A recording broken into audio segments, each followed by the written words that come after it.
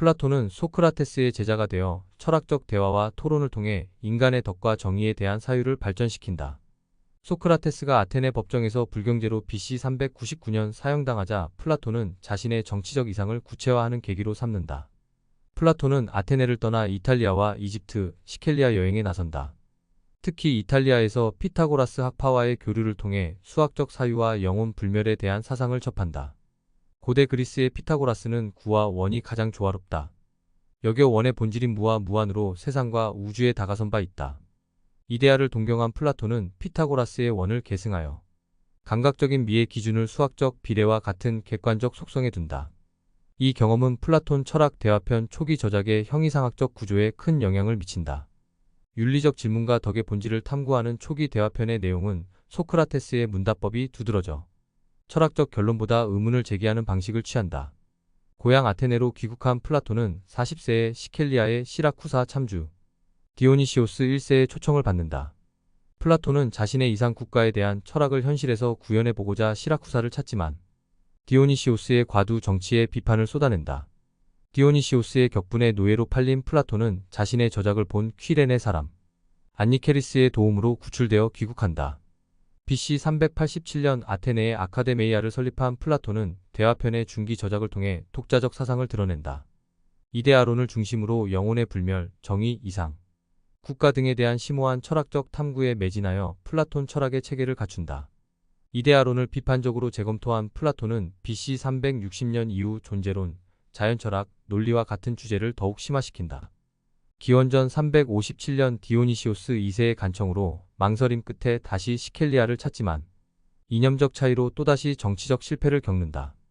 1년 만에 귀국한 플라톤은 대화편의 후기 저작을 통해 더 이상 철학적 이론에만 머물지 않고 법과 사회 구조, 자연의 본질에 다가선다. 후기 대화편에서 플라톤의 사상은 더 추상적인 방식으로 전개되는데 대표적인 후기 저작은 티마이오스와 크리티아스, 헤르모크라테스이다. 대화편 33편 중에서 내용상 하나의 철학적 연속체로 기획되어 흔히 대화편 3부작이라 불리지만 헤르모크라테스는 지필되지 못한다.